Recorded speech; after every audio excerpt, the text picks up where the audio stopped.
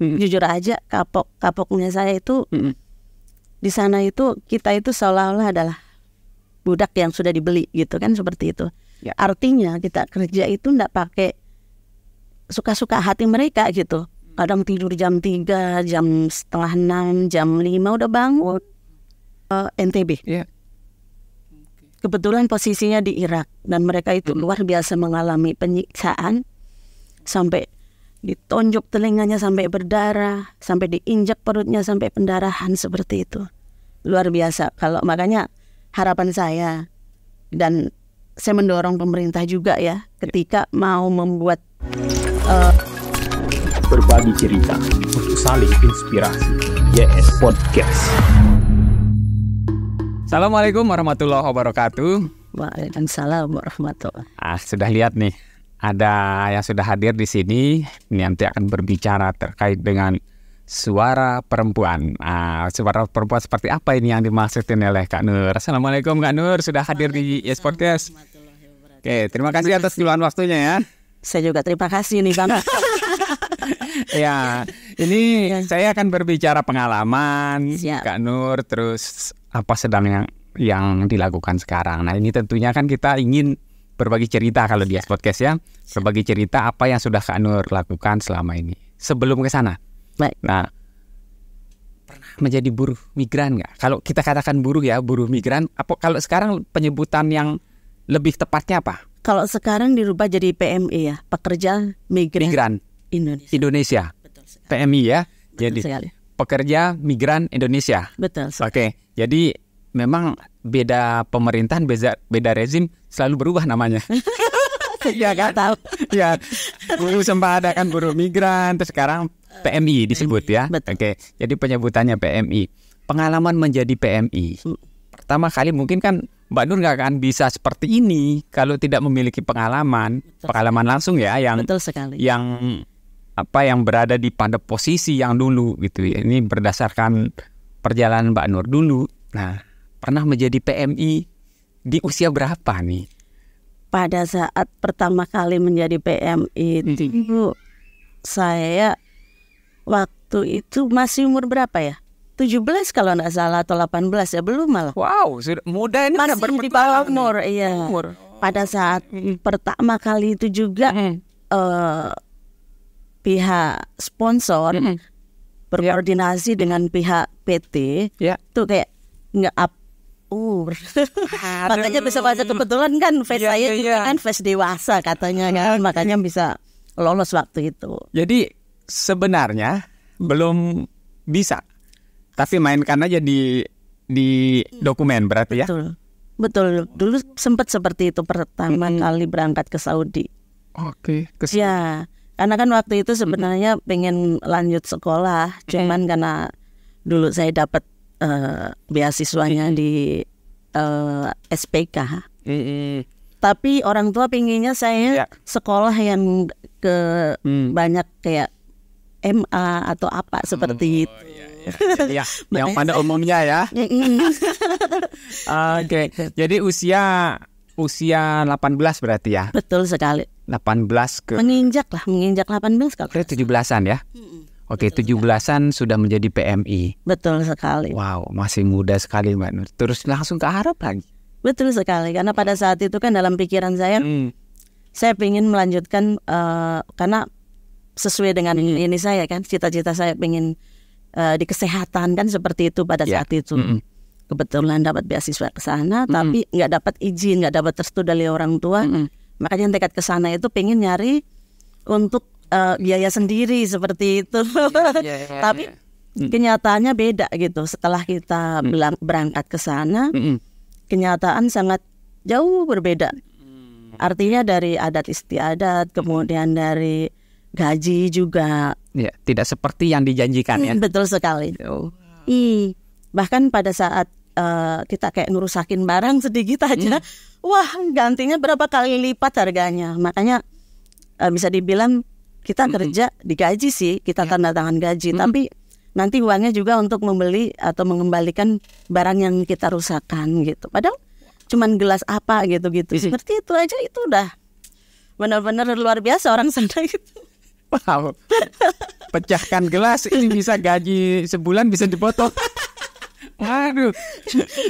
Nggak sih 1 bulan Kak. Untuk Ya jelas kan dipotong Iya. kan. Udah, saya itu mesin cuci udah tua, tapi pada saat itu saya memakai tiba-tiba dia mati gitu kan. Nah, Padahal pas dapetnya aja sialnya aja gitu ya. cuman pada saat itu yang saya ini kan itu udah tua, memang udah tua, udah pada grepes gitu. Ya udah karat lah ya. Nah pada saat itu pihak majikan itu sampai bilang ini harganya 2.000 real kayak gitu kan. Pada saat itu benar dipotong 2.000 real. Iyalah kan sekarang harganya segini. Dulu babah kan dulu manggilnya. Babah. Dulu babah belinya kayak segini, kenapa harus dipotong segini gitu. Babah kan udah pakai bertahun-tahun, tapi kan kamu yang rusakin kayak gitu. Wah luar biasa. Makanya pas pulang dari sana juga ya bawa gaji cuma sedikit kayak gitu. Berapa tahun Kak Nur di Arab? 22 bulan, nggak nyampe 2 tahun. Itu pun saya maksa pulang karena capek gitu kan, kerja itu juga kerja rode. Intinya nggak sesuai ya dengan apa yang diceritakan. Iming-imingin terus sempat termakan cerita orang yang pernah ke sana nggak? Sempat. Sebelumnya juga kan bilang ke Saudi aja, di sana seiman. Kemudian juga di sana nanti kalau pas pulang orang sana itu royal kayak gitu. Iya. Biasanya kalau pulang nanti biasanya dikasih hadiah kayak emas lah atau apa gitu yang berharga kayak gitu. Terus pada kenyataan mungkin nasib-nasiban Iya. majikan yang baik. Lain majikan, lain majikan. Ya. Kebetulan saya ketemu yang naasnya gitu ya. Seperti itu. Tapi pada saat itu apa ya? Karena majikan juga nggak punya anak, kemudian dia juga punya usaha kayak maskal itu apa ya, kayak salon gitu, tempat jahit gitu kan, tapi kayak home industry seperti itu. Oh iya. Nah jadi banyak teman-temannya di situ. Nah ada berapa PMI juga di situ. Jadi senangnya di sana itu bareng-bareng rame-rame, tapi rata-rata semua dipotongin juga. Ada aja yang batasan buat potong. Rusak dikit, potong. Betul sekali. Jadi tentu ini Kak Nur ini pengalaman beda teman kan, beda majikan, beda ini lagi. Tapi kalau secara umum nih, Kak Nur yang lumayan lah hampir 2 tahun di situ. Saya rasa juga 2 tahun udah banyak temennya. Nah dari curhat teman-teman yang lain, saya juga sebetulnya banyak mendengar kalau PMI di sana itu ya rata-rata ya cerita baik yang diceritakan gitu. Nah kalau Mbak Nur, apa sebetulnya yang secara umum yang berdasarkan pengalaman Kak Nur ini, apa yang bisa dibagi ke mungkin yang akan mau ke sana nih? Apa yang harus disiapkan sebetulnya Kak Nur? Kemana ini? Ke Timur Tengah? Ya ke Timur, ke Arab dah. Ke Arab ya. Karena di sini di NTB sini banyak kan NTB. Iya betul. Nah kalau untuk sekarang ini kan sebenarnya dari dulu sih, termasuk saya mungkin masuknya perdagangan orang juga ya, karena ada penipuan dokumen juga kan waktu itu. Perubahan dokumen kan waktu itu. Iya. Dari umur 17 jadi 20 waktu itu kalau nggak salah. 3 tahun lebih tua kalau di dokumen. Betul sekali. Nah kalau sekarang saya himbau lah untuk masyarakat NTB sini, karena saya lihat di NTB ini untuk minat ke sana ya, itu ya minat sangat tinggi sekali di sini. Nah karena untuk saat ini kan semenjak 2015 Kementerian Tenaga Kerja kan menerapkan moratorium ya 2015 sampai sekarang belum dibuka, tapi Kementerian Tenaga Kerja juga mengeluarkan program di tahun 2021 kalau saya lihat ya. Itu program namanya SPSK. SPSK apa ya? SPSK itu adalah sistem penempatan satu kanal. Oke, ini berarti sistem kayak elektronik lah ya. lebih ke digital nggak atau apa ini? Bukan. Jadi satu kanal ini artinya itu saya juga kurang paham sebenarnya. Cuman kemarin sempat saya dengar penjelasan dari Pak Kabid di Senaker. Jadi pada saat itu memang dikeluarkan ya sistem program SPSK ini 2021, tapi diterapkan pada tahun 2022. Nah, berakhir sampai Januari 2024 ini. Nah, itu kalau program itu kan memang sudah menjadi program pemerintah ya. Itu pakai uji coba gitu kan, kemarin sempat uji coba pengiriman semua juga. Sistem ya memang uji coba dulu. Tapi nggak tahu siapa yang naas kena korban. Oke. Begitu. Nah, walaupun demikian, artinya karena ada beberapa PMI juga yang ada di Saudi saat ini juga sering mengadu ya untuk kebanyakan di sana itu kayak makannya, kesehatannya. Jadi nggak ada kayak dibelikan asuransi seperti itu, nggak ada jaminan di sana. Betul sekali. Berobat sendiri seperti itu sih. Nah makanya kemarin juga sempat mulangin dari Saudi ya. Satu itu pun hasilnya seperti itu, kerja 1 tahun lebih cuman bisa ngirim berapa bulan dia 4 kali apa cuman berapa kali, karena habis dipakai di sana untuk kebutuhan di sana. Makanya kemarin minta tolong untuk pulang. Kebetulan juga sempat sakit di sana, berobat sendiri. Agensi juga nggak terlalu care kan seperti itu. Nah itu terus kita bantu untuk proses pulang melalui Kemlu kayak gitu kan, kita koordinasi langsung dengan Pak Dirjennya, Pak Duda pada saat itu. Ya, jadi pengalaman di Arab sudah lumayan. Kapok nggak terus? Kapok. Ya, kalau saya jujur aja kapoknya saya itu di sana itu kita itu seolah-olah adalah budak yang sudah dibeli gitu kan, seperti itu. Artinya kita kerja itu nggak pakai suka-suka hati mereka gitu. Kadang tidur jam 3, jam setengah 6, jam 5 udah bangun. Seperti itu kan, makanya aduh, ini benar-benar kita dieksploitasi. Tindas eksploitasi tenaga. Ya benar. Sehingga apa ya, cerita-cerita yang manis ya dapat terbantahkan ya. Betul sekali ya.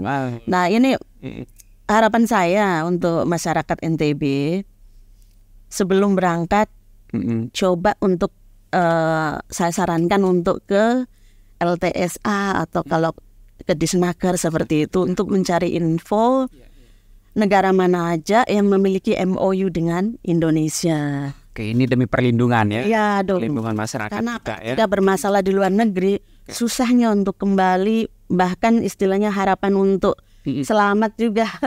Artinya itu mungkin bisa dibilang ketika kita udah keluar negeri, harapan untuk selamat gitu kan, balik dengan selamat itu anggaplah kita pertaruhan itu hanya 40%. Untung-untungan benar, karena kalau enggak dari banyaknya kasus yang terjadi, terutama Timur Tengah ini, bukan hanya ke Saudi kan, banyak juga NTB. Kalau Uni Emirat Arab itu masih lumayan, masih bagus secara sosialnya gitu kan, secara masyarakatnya juga masih bagus. Nah ini ke Irak. Irak itu negara konflik kan masih, tapi masih ada yang ke sana. Nah kita kebetulan juga nangani 4 orang pengaduan ya, 4 pengaduan dari NTB. Kebetulan posisinya di Irak dan mereka itu luar biasa mengalami penyiksaan, sampai ditonjok telinganya sampai berdarah, sampai diinjak perutnya sampai pendarahan seperti itu. Luar biasa. Kalau makanya harapan saya, dan saya mendorong pemerintah juga ya, ketika mau membuat program ataupun sistem penempatan untuk Timur Tengah khususnya ya, untuk Timur Tengah aja ini ya. Karena kalau negara-negara lain itu masih kemanusiaan, untuk memanusiakan manusia itu lebih tinggi gitu. Ya masih tinggi. Ya kalau di sana itu seolah-olah kita itu menjadi budak dan istilahnya diapain sama mereka itu menjadi salah satu hak majikan gitu loh. Makanya kita harus benar-benar hati-hati.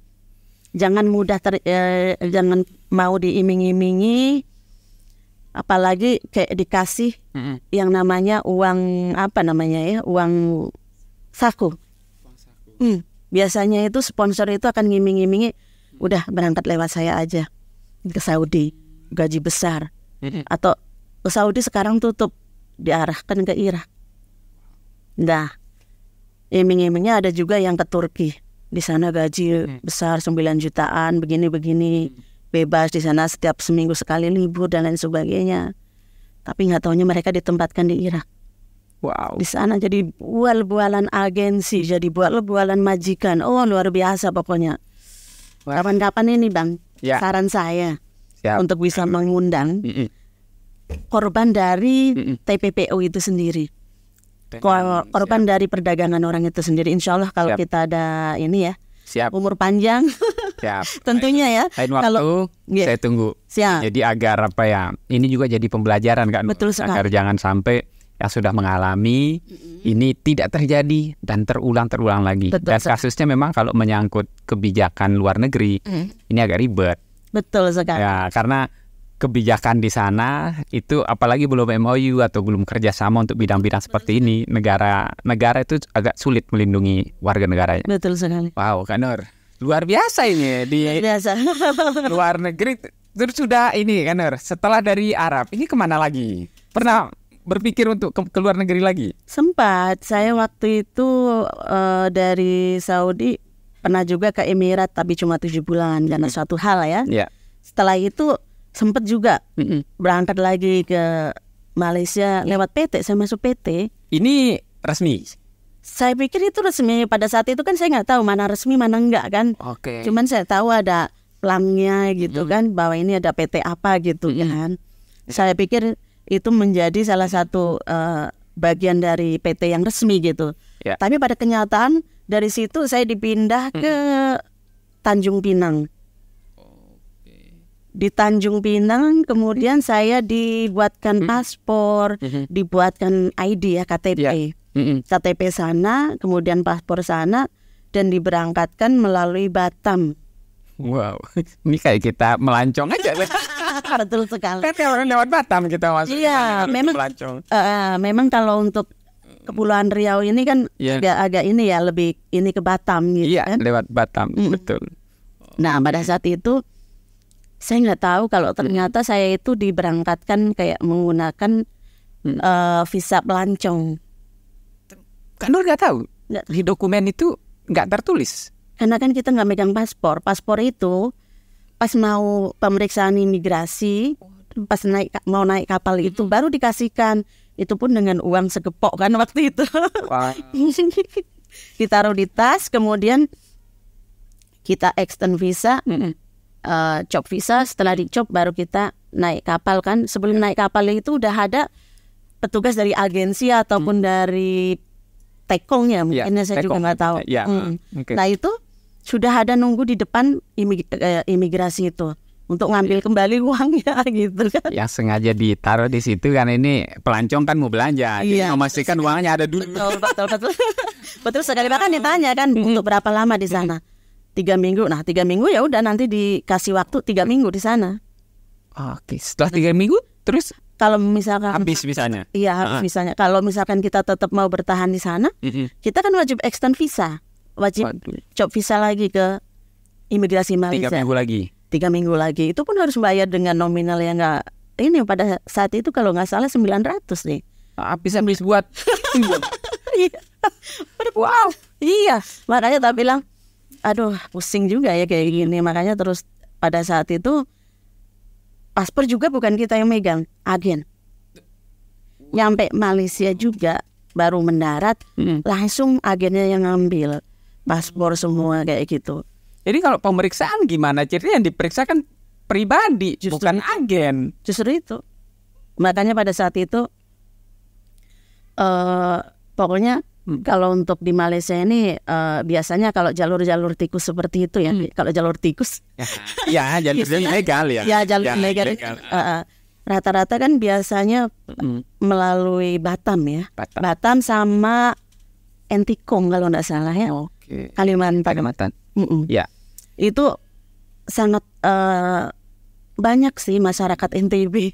Ya, laki-laki terutama. Kalau Malaysia ya. Malaysia besar. Betul sekali. Banyak laki-laki. Iya. banyak kan laki-laki. Tapi kalau Timur Tengah bisa dibilang 75%, 80% Perempuan. betul. Di sektor rumah tangga. Iya. Nah, ini mengakui. Menarik ya kan. Nah, kalau di Malaysia ini saya sempat kabur karena pada waktu itu kan kayak kita disuruh kerja sesuai dengan kemauan agen kan. Agen kadang-kadang suruh nganterin kayak barang-barang haram seperti itu. Lebih ke kurir. Iya, dulu tapi pas saya tahu ini kayak gini kerjaannya kabur, saya nggak mau lagi. Pada saat itu terus terakhir saya bilang saya ambil paspor kayak gitu, dia nggak mau ngasih gitu, suruh bayar kan. Saya dibayarin sama waktu itu kan saya terpaksa kerja di restoran kayak gitu, tapi kayak sistem part-time. Sistem part-time. Kemudian dari situ ada bosnya baik gitu kan, bantu untuk nembus paspor. Tapi nggak dikasih juga paspornya.